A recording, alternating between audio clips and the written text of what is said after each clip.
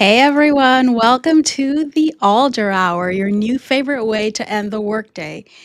Or, since Matt is out this week, we are taking over and we're calling it the Baldino Hour this week.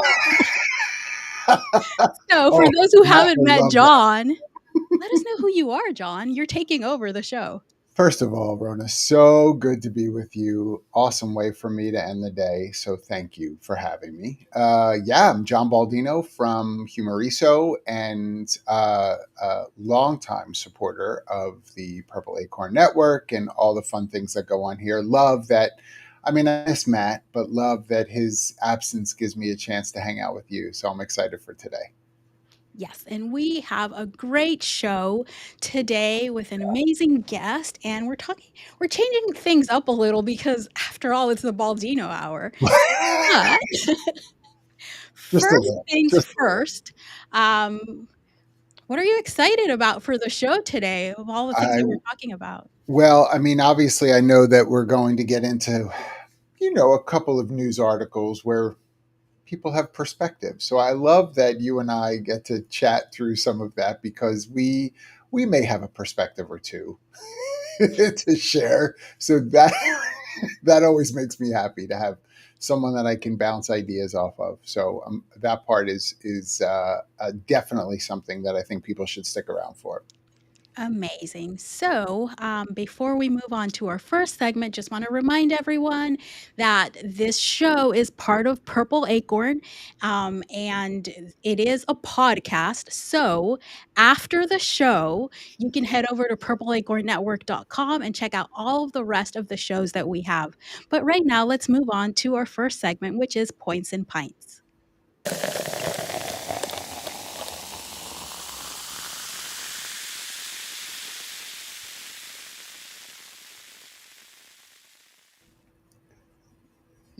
So, if you haven't watched the show, this is the part of the show where we have a drink and talk about some HR headlines. What are you drinking today, I John? mean, I'm hardcore, uh, crystal clear, cold water today because where I am, it is mid afternoon, and I have to work a little bit more after the show, and I have a meeting with about 10 people right after work. So I thought I probably shouldn't, you know, be mildly inebriated.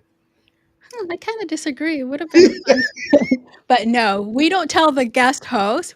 But most of us hardly ever actually drink alcohol on the show. I'm actually Right. drinking organic sparkling rosé tea beverage from Trader Joe's. How is that? I'm gonna find out in a Oh, few. you've never had it. Yeah, I always try something new during this segment, so we'll see.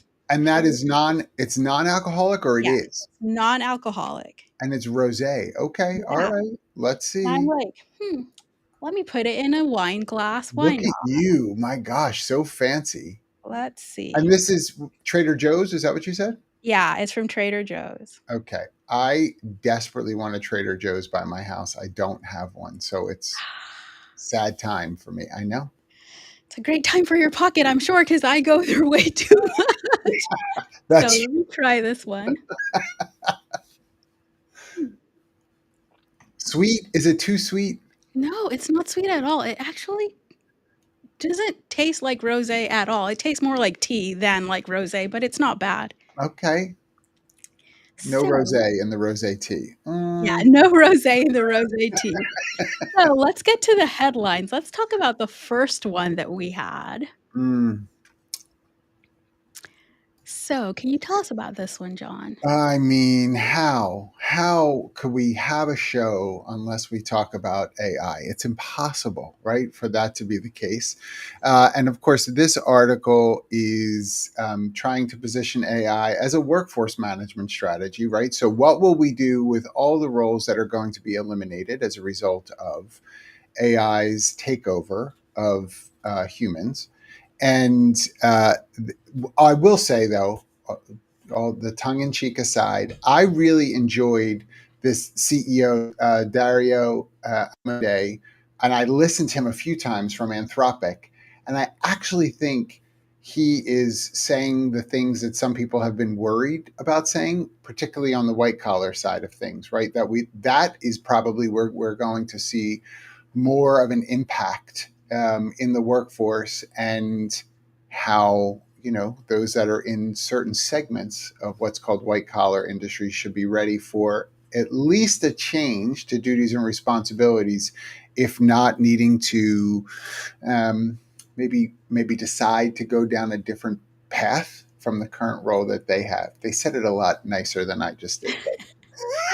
No, but I mean, it's I agree with you. It's definitely something that people aren't saying. I like Matt's approach to it. He wrote an article a few weeks ago about what we need to be reimagining in, like, do we even need these tasks to Right. begin with? And I think it's a great time to even be thinking about that. But also, people aren't, like you said, people aren't actually talking about it. But yeah, I mean, people like to say AI isn't coming for your job. It kinda is. Just Kind like of. computers came for some jobs, and we can go back in history and so many things came for some jobs. It's not in a scary way, it's in a, "Okay, how am I going to do my job differently Right. or reimagine what I'm doing?" And it's also a way of, like, companies and HR teams really need to be thinking about how we're going to communicate this, because we're definitely not going to go around and tell people like, "Oh, by the way, be ready, AI is coming for your job." I like the. I think you're right. And the other thing that I thought was really interesting, and again, the article does a nice job of, um, even if you don't like it, I think it does a nice job of saying what might happen if you throw the option to current staff to say, would you like to, instead of working full time, work at 80% of time, not 80% of capacity, but 80% of your time, or even 60% of your time. Continue to do a lot of the things you're currently doing, but because AI might be able to step in and handle 20 or 40% of some of the other tasks you have, how do you feel about the flexibility? Of course, your pay is going to decrease and things like that if you're working less, but and some of the initial commentary to that is you'd be surprised if you offered this 60, 80, 100% option, you might average about 85%.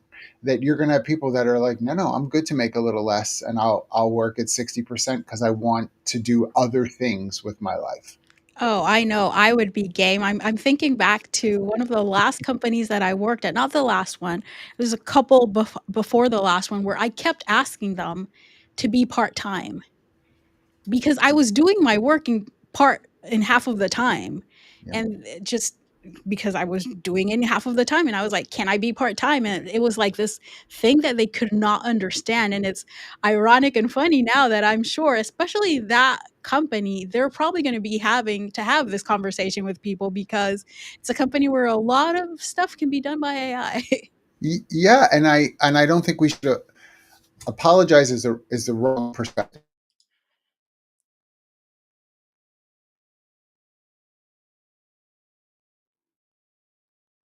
Have to say, I'm sorry, but right. I'm sorry, but AI is going to handle some of this. I'm sorry, but I don't know that everybody is feeling badly about that we have to say I'm sorry, right? Some of it is like, good, let it do 10, 15, 20% of my current work. I don't want to do those things. So And yeah, it also opens up for a lot of people who do fractional work or have always wanted to do it. Like if your current company tells you you can do, you're working less time, now you have, if you want to use that time, because yes, it's going to be less money, but you can use that time to now work at a different company as a fractional, pick up some hours there, and you just get the difference. As someone who works with different companies, that gives you so much more of a up, like, because you yep. learn so much than just being in one specific company.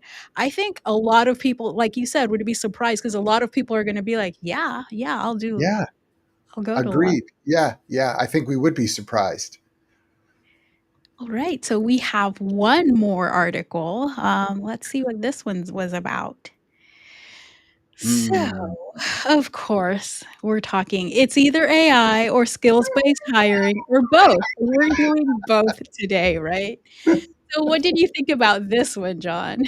Well, certainly, I think that if anybody who has been doing uh, broad-based talent acquisition, right, sourcing, recruitment, even those of you who have responsibility to do first-tier interviewing, that's primarily your responsibility in the handoff. You know that you have felt this for quite a long time, right? How much of a education does someone need to have in order to do this work? And that this isn't a baby in bathwater kind of thing. Certainly, there are still types of roles, professions where advanced degrees are necessary. I don't know that I'd feel great about somebody who did a YouTube tutorial before they did my open heart surgery. I get it. I understand that. But not all roles are that. And so Udemy talked about in the fact that they are getting rid of all of their degree requirements for any of their jobs in their organization. And I think that's really smart for if a good portion of their roles really can be either maybe some certification, maybe just some on the job training that just the experience comes with um, exposure, right? And so part of it though, and I'd love your thoughts on this. Part of it though, I think is we love systemic repetition. Like this is how we've always done it. Even though we say, I'm not like that, you are. Like, look at the way you walk into your bathroom every morning and the where the stuff is. Like, we like habit. We So I'm curious to know, like, so if how you read this article, and do you think it's going to be received well by most? Well, as someone who's been doing this silently, at every company she's recruited at for the past, I don't know, 10 years, I received well and not so much, because there's always, like you said, people are so used to it. But I loved how they tackled it in this article, and it's kind of the approach that I've always had because there's so many people who are used to like, no, you need a degree, and it's like, but do you really? Do I Because it's really? like, for example, I have a software engineering degree. I am a software engineer. I did 5 years of engineering. I did that. I know so many engineers that are so much better than I ever was or will be that didn't have a degree Yep. or didn't have a degree in software engineering. But you go talk to an engineering manager that you're hiring for and tell them like, "Oh, let's remove the degree requirement because it's like, well, no, we need someone who has a degree." And then you have those. I love these conversations as an HR and TA professional where you're like, okay, but tell me what the degree teaches them that someone without a degree doesn't have. Like, what does it give you? And then people will go into the whole, well, their ability to learn. Okay, so how do we know that someone who doesn't like those are my favorite conversations. Uh, 100%. and I think really it's just re-educating people on the things that we know we don't need degrees for all of these things. Like you said, yes, I'm not having open heart surgery from someone who learned on YouTube to do it. I'm Right. not my thing. Most of the jobs out there can be done without a degree. They need training, they need experience, and they need the person to have the core skills for sure. I think a lot of people here, we're removing degree requirements and they think we're removing all requirements Yes. or Yes. we're having no standards for a job, and that's not what it means. And if you, I think you make a great point around like what is it that the college degree really teaches you. Now, again, if there's specialized areas, of course, if it's a particular kind of engineer or medical or some, of course. But if you want to lean into the generalized response that I know I've heard through the years, which is college helps people think critically. Um, I got to tell you, I know some people who graduated from college. I'm not so sure that they think critically. Right? Like they must have missed that course. Yeah, and we had a comment there from Alan, and I kind of agree. Like someone who's taught themselves something is better at learning than someone who went through a formal teaching in the college. I mean, some people are really good book smart, and that's terrific. I mean, I honestly, I think that's wonderful. But the application of the book smart, that could be something completely different and outside of their skill set. So what did that really give them? I think most employers would say, I really need you to be able to take what you've learned and apply it to our organization. I can't just have you know it. You've got to be able to apply it. And so there is something to be said about someone who is doubling down on an investment of experience, right? Levels of exposure. Again, we're not knocking certification or other types of training that come up. Exactly. Of course, you have to have that, right? So I want an accountant that knows how to work with numbers. I really do. Yeah, and a good thing in this article that they mentioned, I loved how they highlighted not just like intangible, like oh, this would be better. They had measurable business impacts there. Like since implementing skills-based hiring, they said they've achieved 37% internal mobility. Have we not been talking about this for years? Oh, promote from within, have your people. But when you have all of these requirements, then your people who might know the job because they've been doing it or whatever Yes. don't qualify. Now that you don't have these requirements, now people are thinking, and your hiring managers and everyone in the organization is thinking in a skills based way. So Yep. now the opportunities are open for so many people that you would have never thought they would be able to do it. And internal mobility, and I'll say this, and I'm a recruiter, but internal mobility is always way better than finding outside talent. You've got the It, loyalty.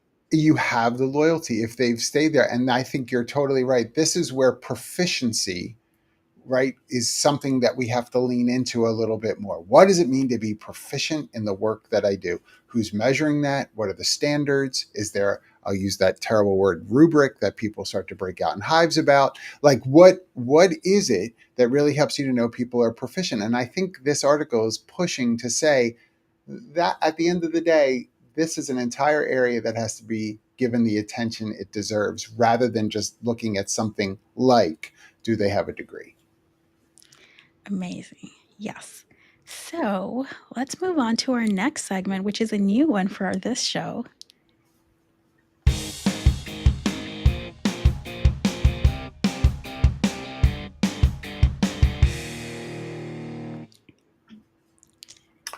Woohoo! Events, events, events. I mean, so if you've, first of all, we've got a little bit of the tea. If you've not been following, right, we had SHRM Annual 25 is happening in San Diego, June 29th to July 2nd. It was going to be Bradley Cooper. We're now back to Jason Sudeikis, who didn't show last year. So all the drama is happening there. We're going to have vocal stylings by Josh Groban, but maybe more importantly than all that, I will be speaking at SHRM 25. I get to do quite a few things. One, I'm teaching on being an HR department of one, and I love that course. I mean, there'll be hundreds of folks there. So fun. Who are so shout out to all those HR departments of one. If you're here and listening, give us a comment. But then I will also be doing a couple of Ask Me Anythings at a couple of the expo booths on the floor for Virgil HR. Jocelyn and I will get to be hanging out. She will be there with the entire crew from Virgil HR. And then I'll also get to do an Ask Me Anything with our friends at Erin as well. So if you're going to be there, please come check out those times and literally ask me anything. I've done this previously, and people ask me about child raising and all kinds of things.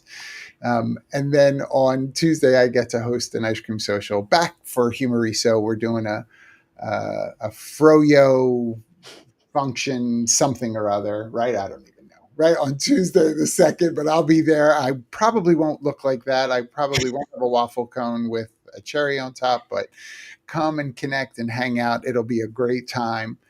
So I'm looking forward to see people there at SHRM. And of course, Amazing. we have ERE, right? Coming back in the fall, beginning in November, the 4th and 5th, again in San Diego. This year, it seems like San Diego is the place to be, right? Um, right? So Yeah. you're going to be in San Diego with me for SHRM, aren't you? Yes, I will be at SHRM, and I'm looking forward to the Ask Me Anything because I want to see what people want to ask you, and maybe I'll ask a few questions as well. I'm telling you, the last time I had somebody ask me about getting your kid to learn to drive. What are the best ways to teach your kid how to drive? I mean, it was fascinating. I was like, this is an HR conference, but if you want me to, Dr. Phil some things, I guess, ask. I'm happy to answer. I mean, that's what we do at work, right? People always ask HR anything, so it's like, It is why not? true. It is true. But I don't stand by any of the non-HR advice. Take it with a grain of salt. I won't be doing that at ERE. Not that I know of. Not It's not planned for as of this moment. Yeah, but it's so cool that conferences are going to different places. Vegas is great. San Diego is amazing. So Right, beautiful. They have been going everywhere. I was in Denver and a few other places recently. So yes, I totally agree with you. It's good to mix it up. Vegas can't be everything. yes, it can't be everything. All right. So that was the event roundup, and I think we have a guest. Hmm.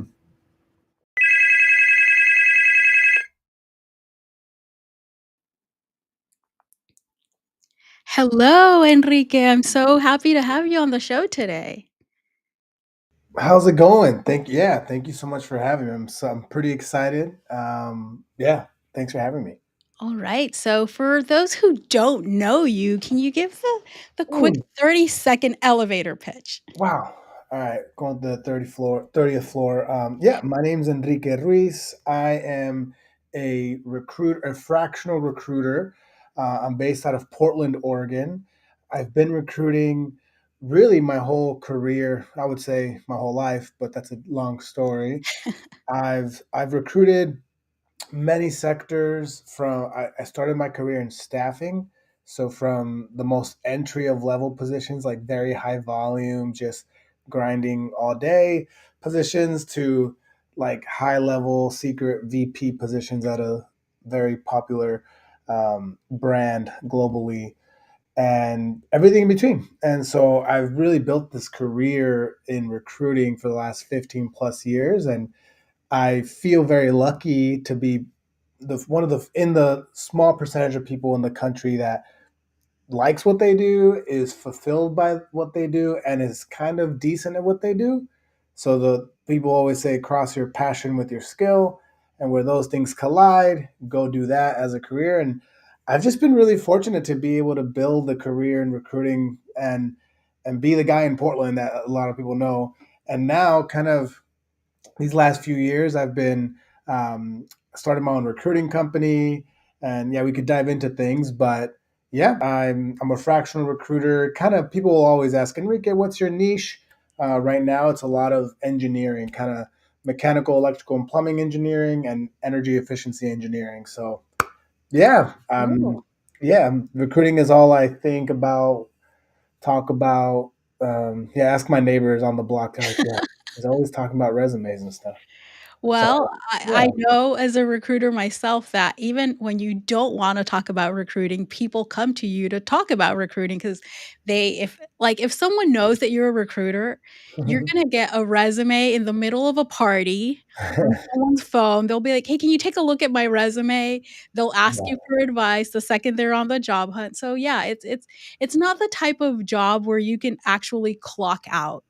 Um 1000%. But the for me, I feel very, like I said, because I really love it. Like I truly enjoy what I do.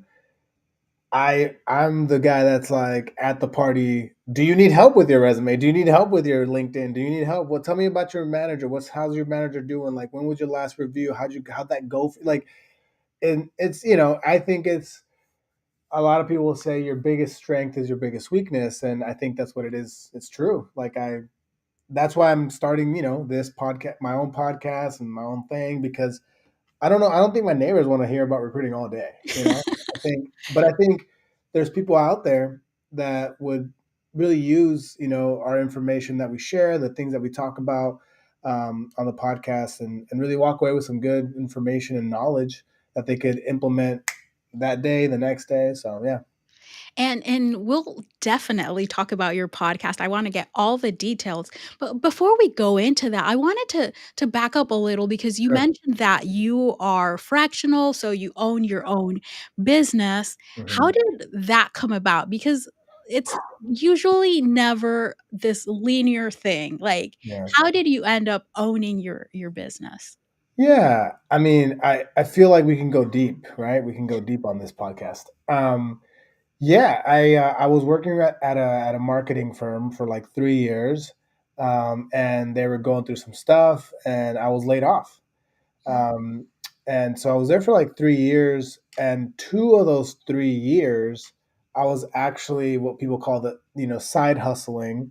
I had a few other people from different past companies that I worked with, the engineering companies, um, and they reached out and they said, "Hey, you really had a knack, and like you're really good at this, talking to these engineers and kind of getting finding these really niche roles.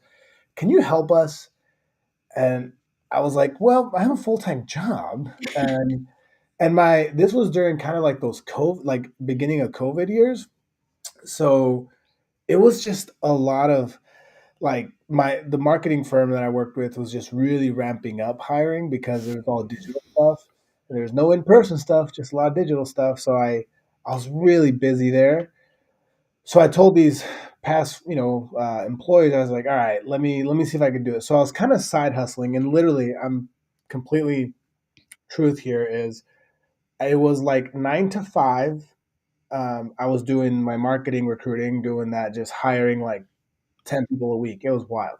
I blacked out for 2 years. I don't know. It was just, I hired in 3 years, 350 people, like yep, crazy. those post-COVID days. Yeah, yeah. And so I was doing that 9 to 5, and I really honored the company. Like I was doing it. And then 5 p.m. to 9 p.m., I was like husband, dad time. Because I have 3 little chicken nuggets that I got to kind of keep alive. Could talk about those all day. That's a different thing. And then from 9 p.m. to like midnight, I was sourcing on LinkedIn for my clients. And so Wow. I'd reach out to candidates. I'd be like, hey, da da da da da. And then they would apply to the jobs. I would interview them like after hours and stuff. And so I did that for 2 years, and it was cool to have a little bit extra income and save Yeah. some money up and all that. And the wife was happy with that. you know but it just wasn't sustainable. And I think I'm a big believer in things happen for a reason at the right time, even though it's not my time when I want to do it. And so the time, like my company, I went through the whole thing that like before there was massive layoffs. It was like I got laid off because they weren't hiring anymore. And so, yeah, I was kind of pushed off a little bit of a cliff of like, oh my gosh, like Time you to do this full gotta go, you time. gotta go. And then in my mind, like all my friends that I really trust, they were like, dude, just start your own thing. Like you're the guy, you're the recruit. People would always say, you're the recruiter we know. You're the guy we go Mm, to. Like you said, people come to me when they're in trouble with their resume, career pivot, they got laid off. Like I have one friend, Kevin, that invites me to watch Marvel movies, and that's my guy. We go watch Marvel movies, but everybody else calls me to like fix their issues, right? With for recruiting. resumes, or I got an interview, Enrique, what do I do? Like, well, let's walk through it. And that's me in my zone, right? So I kind of got pushed off the cliff, but I had a little bit of a parachute because I had these 2 clients, and they were like, "Oh, we would love more of you, Enrique." Sure. And so I took the leap with the parachute, a little bit of like the safety net of these 2 clients, and I've been doing that ever since. And these clients have been really good to me, and ever since then, I've everything has gotten better. Like my physical health, my mental health. I'm training for a triathlon, but Wow. but like when I was doing it all, like full time and the side hustle, I was like getting chunky, and I was getting like quicker to anger at dinner with the kids. Like, eat your food. Like I still do that, but now it's like less crazy. So I think that's kind of the long way about in the story. And I think I feel now looking back, I'm super like everything just happened at the right time. And now my podcast with the Purple Acorn Network, it's just all kind of coming together. And it's just exciting to kind of see where things go, and it's fun to talk to people that want to talk about recruiting Yeah. you So know so tell us a bit about the podcast because I can tell just from talking to you and from Mm. your content and everything that you have a different approach, very relational based, to recruiting. So tell us a bit about your podcast, what it's about, and Yeah. So it's funny, how like we use Instagram and stuff or LinkedIn, and then like once in a blue moon we'll go to our Facebook that's like ancient, and like you get these reminders on Facebook about like 15 years ago you posted this picture. And so for me, I get those. The only reason I have Facebook is I talk to family in like Latin America, same. and Yeah. Mexico. And so I get these reminders sometimes of these pictures that I used to post on my Facebook like 15 years ago. And it would say, I would go to like some free high resolution downloadable picture website, and I would download some epic picture, and I would put the words leadership matters on it.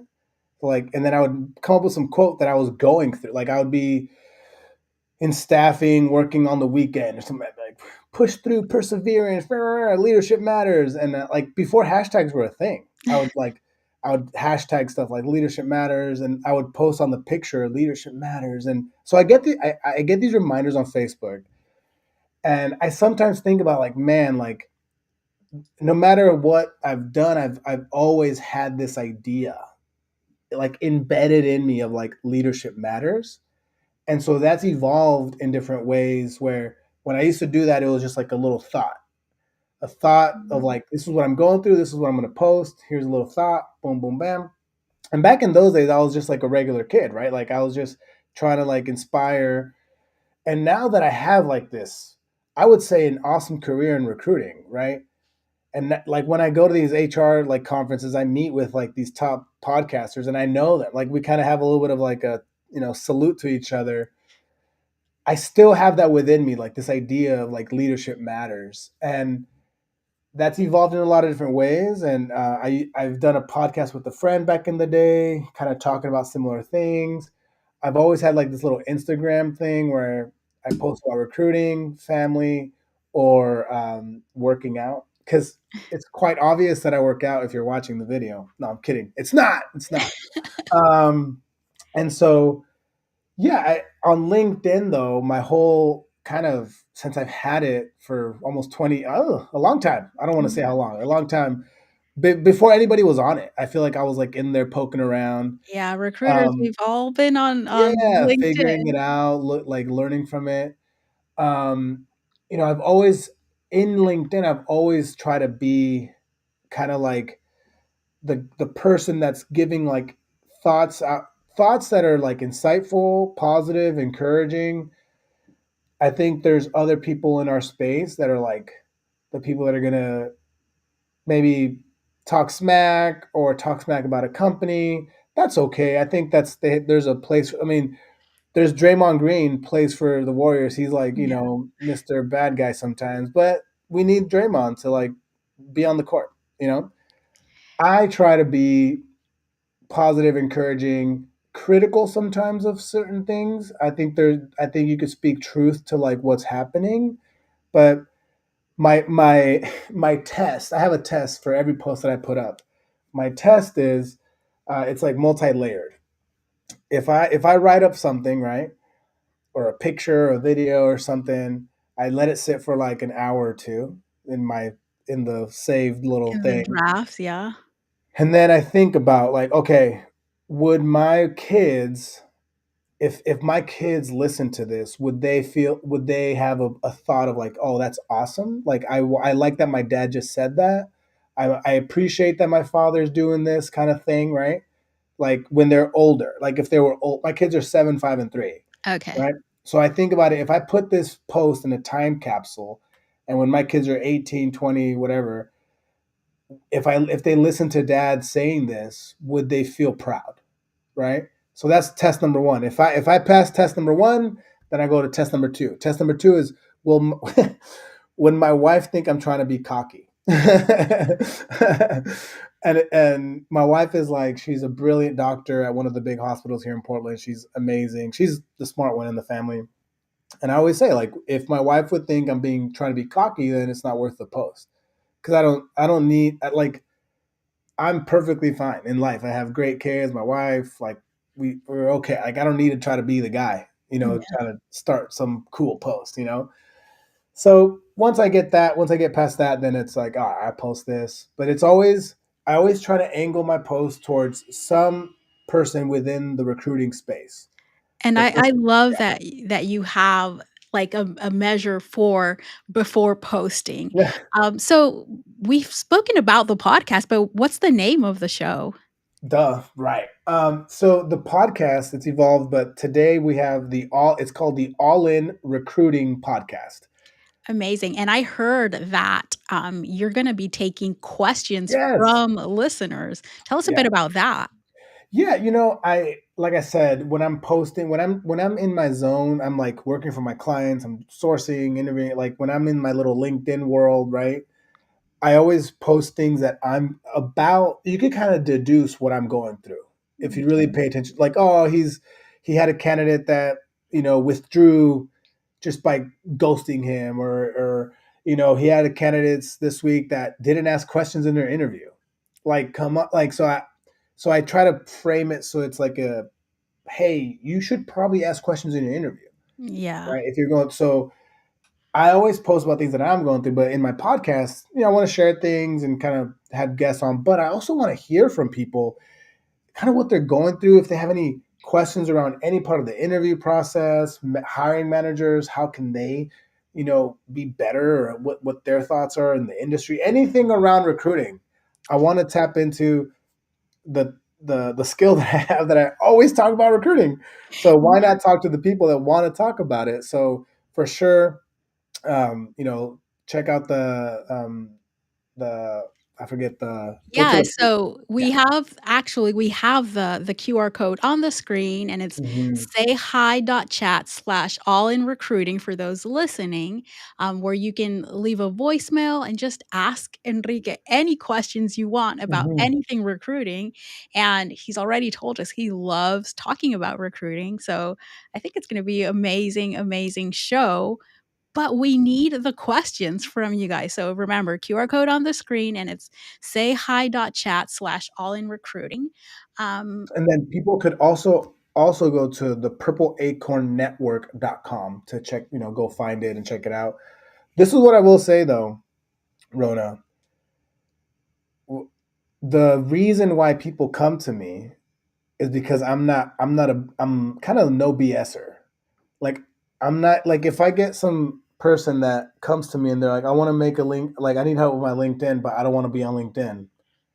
I'm gonna tell them straight up, like, then don't go somewhere else. Like I can't help you. Like, or hey, I want this picture on my LinkedIn, and it's like a pixelated picture of them, the selfie in the bathroom. I'm gonna say, listen, listen, I'm no, that's not gonna work. So I'm kind of like not like a bad cop coach, but like I'm just like a very honest, blunt.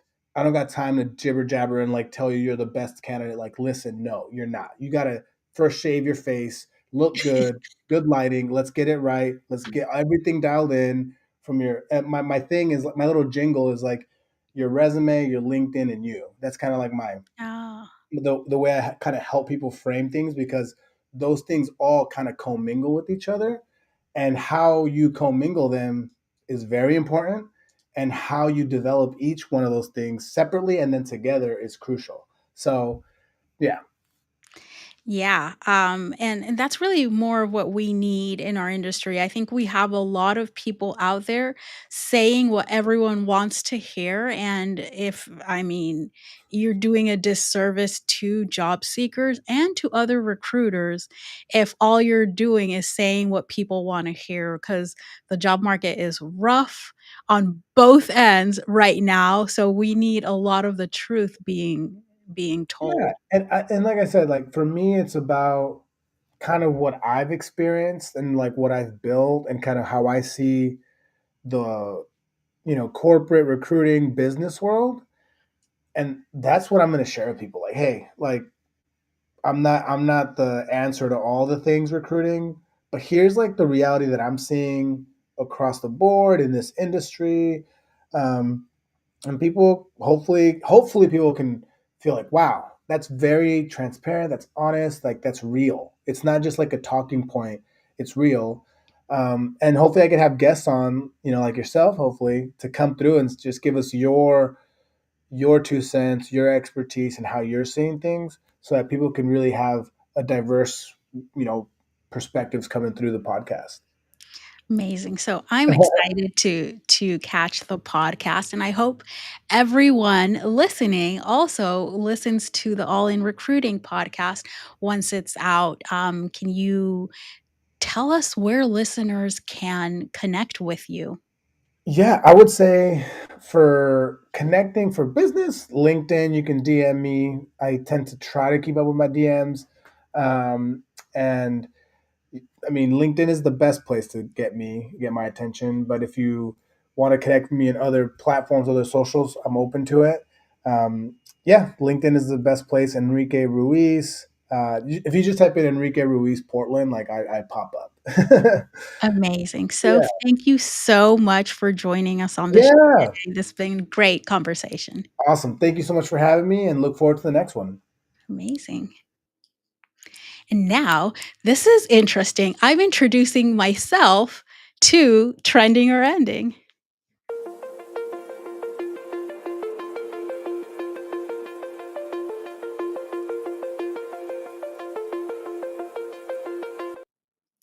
So, apparently, there's this new term floating around, new collar jobs.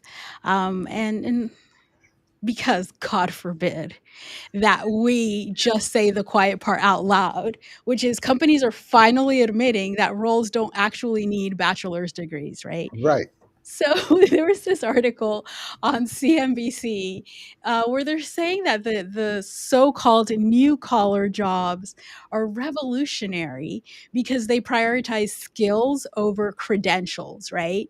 They're highlighting roles like marketing managers making 159K, HR managers at 140K, network architects at 130, all without a degree. So it's like, yes, this new collar jobs are six-figure jobs where you don't need a degree for. But here's the thing, this really isn't new.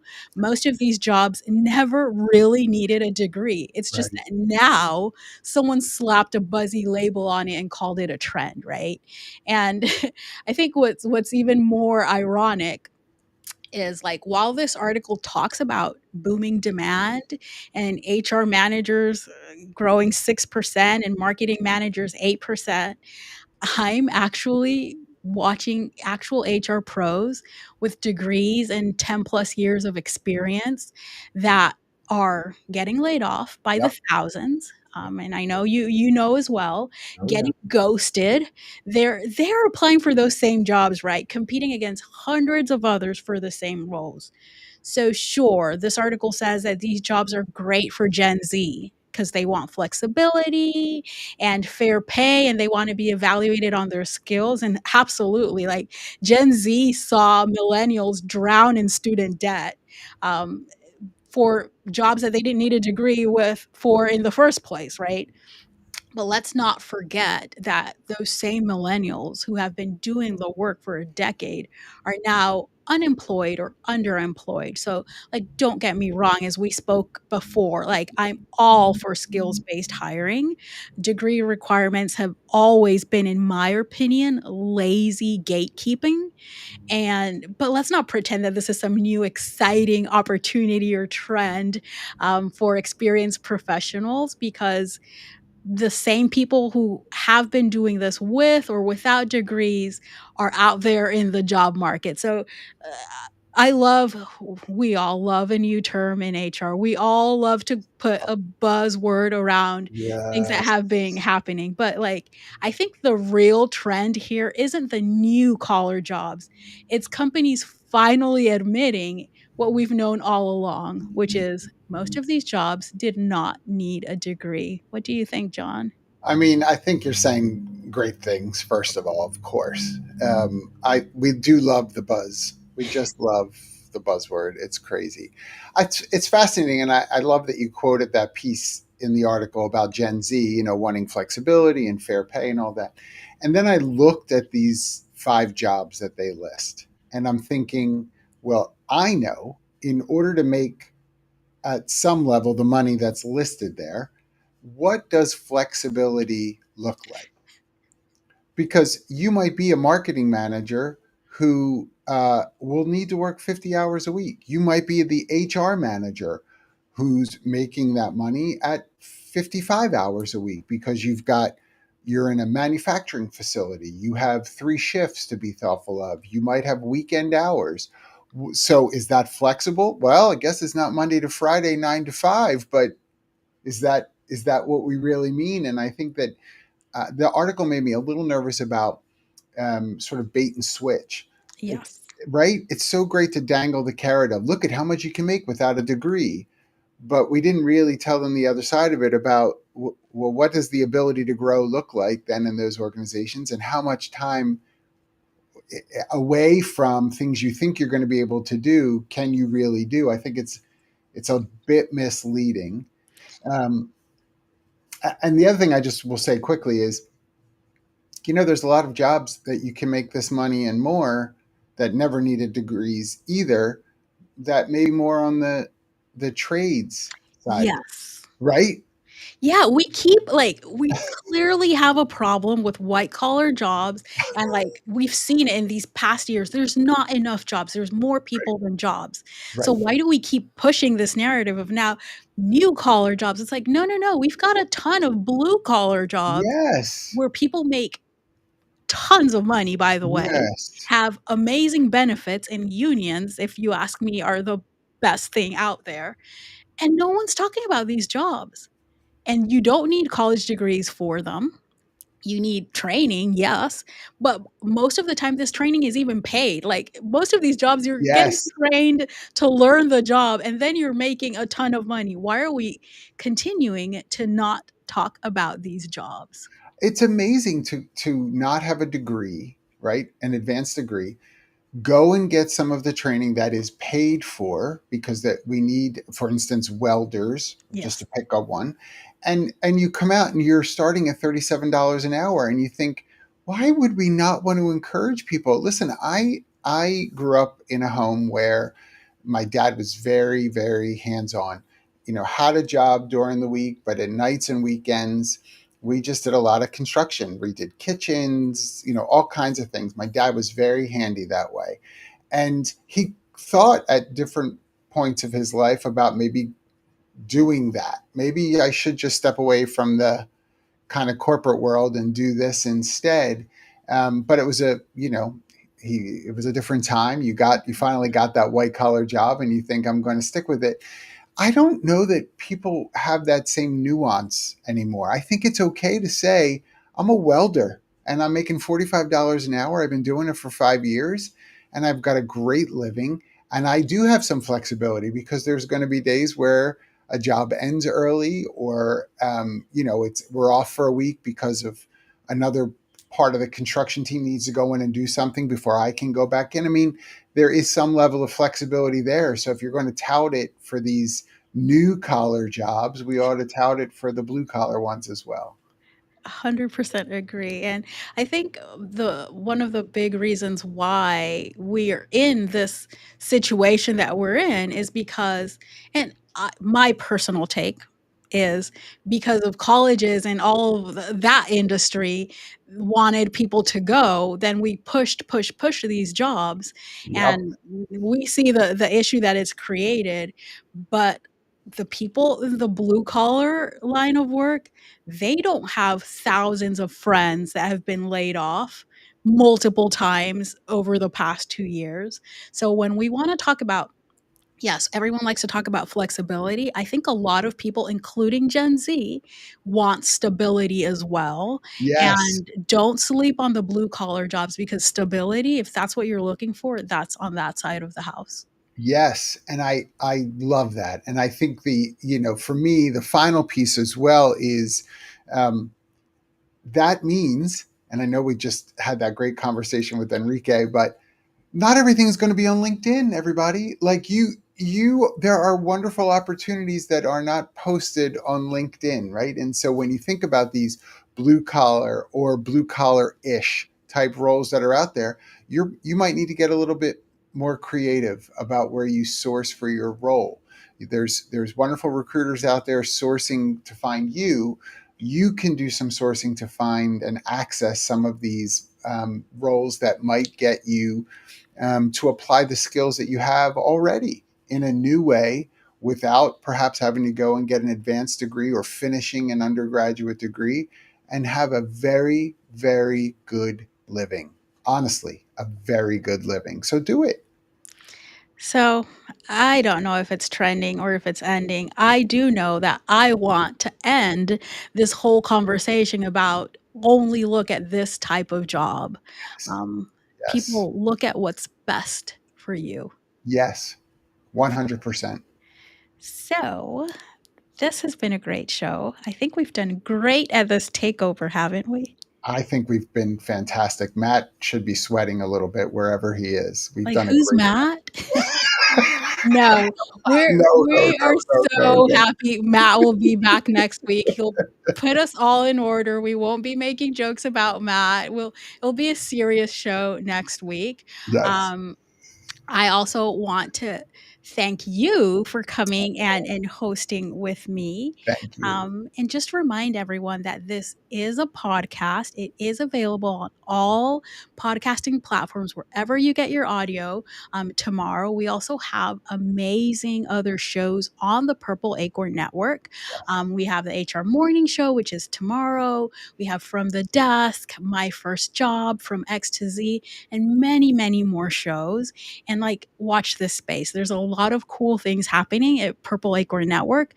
You can visit our website, purpleacornnetwork.com, to learn more about all the cool things that we're doing and where to find us, where we'll be at our next conferences and all of that. And yeah, don't forget purpleacornnetwork.com.